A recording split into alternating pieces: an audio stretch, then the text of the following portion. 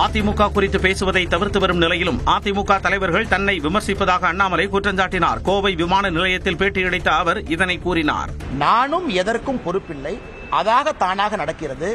அப்படி இருக்கும் பொழுது எல்லாத்துக்கும் நான் தான் காரணம் பேசுவாங்க.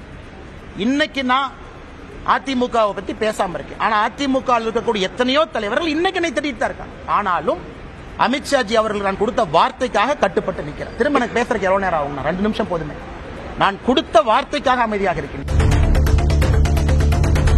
பொங்கல் பண்டிகைக்கான விலையில்லா வேட்டி சேலைகள் வரும் 15ஆம் தேதி முதல் வழங்கப்பட உள்ளதாக அமைச்சர் காந்தி தெரிவித்துள்ளார். காஞ்சிபுரத்தில் புனரமைக்கப்பட்ட முருகன் கூட்டுறவு சங்கம் மற்றும் அதன் விற்பனை நிலையத்தை அமைச்சர் காந்தி குத்துவிளக்கேற்றி தொடங்கி வைத்தார். பின்னர் செய்தியாளர்களிடம் பேசிய அவர் திமுக ஆட்சியில் கைத்தறி நெசவாளர்களுக்கு முக்கியத்துவம் அளிக்கப்படுவதாக கூறினார். இந்த வருஷம் நவம்பர் 15க்குள்ளவே நாங்கள் கொடுக்க போறோம். பல்லாவரம் மேம்பாலம் மீது இருசக்கர வாகனம் மீது சரக்கு லாரி மோதியதில் தலையில் பலத்த காயமடைந்து இளைஞர் உயிரிழந்தார். சதீஷ்குமார் என்பவர் இருசக்கர வாகனத்தில் சென்றபோது பின்னால் வந்த அடையாளம் தெரியாத சரக்கு வாகனம் மோதியது. தலைக்கவசம் அணிந்திருந்தும் அவர் மீது லாரி ஏறி இறங்கியதில் நிகழ்விடத்திலேயே உயிரிழந்தார். விபத்தை ஏற்படுத்திய லாரி ஓட்டுநர் குறித்து விசாரணை நடைபெறுகிறது.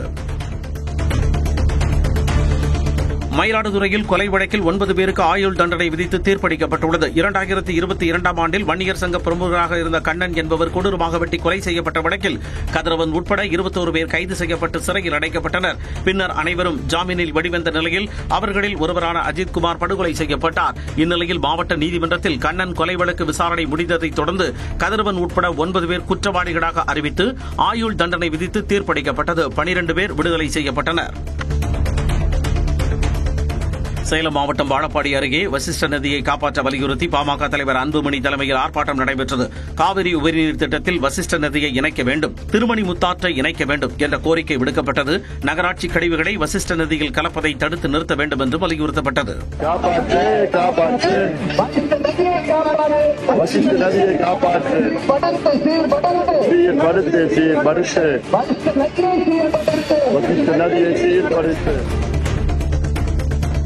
கடலூர் மாவட்டம் சேத்தியாத்தோப்பு MRK கூட்டுறவு சர்க்கரை ஆலையில் பசுமை தாயகம் அமைப்பின் தலைவர் சௌமியா அன்புமணி ஆய்வு செய்தார்.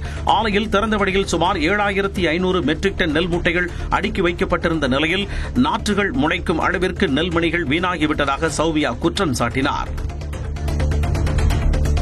நெல் கொள்முதல் விவகாரத்தில் எதிர்க்கட்சித் தலைவர் எடப்பாடி பழனிசாமி ஆதாரமற்ற குற்றச்சாட்டுகளை சுமத்துவதாக அமைச்சர் சக்கரபாணி தெரிவித்துள்ளார். அவர் வெளியிட்ட அறிக்கையில் எதிர்க்கட்சித் தலைவர் எடப்பாடி பழனிசாமி அரைத்த மாவையை அரைத்துக் கொண்டு உண்மையை மறைத்து தவறான தகவலை சொல்லிக் கொண்டிருப்பதாக குறிப்பிட்டுள்ளார். 2021ஆம் ஆண்டு முதல் தற்போது வரை 1.96 கோடி மெட்ரிக் டன் நெல் கொள்முதல் செய்யப்பட்டுள்ளதாக கூறினார். மேலும் காஞ்சிபுரம், திருவள்ளூர் மாவட்டங்களில் 33 நாட்களாக நெல் கொள்முதல் நடைபெறவில்லை என்று அன்புமணி ராமதாஸ் தெரிவித்திருப்பது அப்பட்டமான பொய் என்றும் தெரிவித்துள்ளார். தாம்பரம் மாமன்ற கூட்டத்தில் அதிமுக உறுப்பினர்கள் நாய், மாடு, பன்றி பொம்மைகளுடன் கொசுவரைகளை போர்த்திக் கொண்டு பங்கேற்றதால் வாக்குவாதம் ஏற்பட்டது. மாநகராட்சி பகுதிகளில் கொசு, நாய், மாடு, பன்றி தொல்லை அதிகமாக இருப்பதால் மக்கள் அவதிப்பட்டு வருவதாக குற்றம் சாட்டினர். மேயர் மற்றும் திமுக உறுப்பினர்கள் கடும் எதிர்ப்பு தெரிவித்து வாக்குவாதத்தில் ஈடுபட்டதால் அதிமுக உறுப்பினர் வெளிநடப்பு செய்து மாநகராட்சி அலுவலர்கள் நுழைவாயில் முன்பு தர்ணாவில் ஈடுபட்டனர்.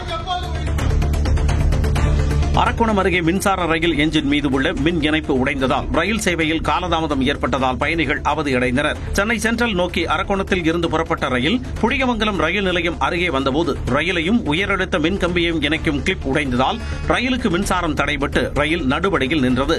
சீரமைப்பு பணிக்கு பின் சுமார் 30 நிமிடங்களுக்கு பிறகு ரயில் புறப்பட்டுச் சென்றது. சிவகங்கை மாவட்ட விவசாயிகள் குறைதீர் கூட்டத்தில் விவசாயிகளிடம் ஆட்சியர் பொற்கொடி அதிருப்தியுடன் பேசியதால் சலசலப்பு நிலவியது. ஒரு சில விவசாயிகள் குற்றச்சாட்டுகளை தொடர்ந்து கூறி வந்த நிலையில் மற்றவர்களுக்கும் வாய்ப்பு வழங்க வேண்டும் என்று ஆட்சியர் குறிப்பிட்டார்.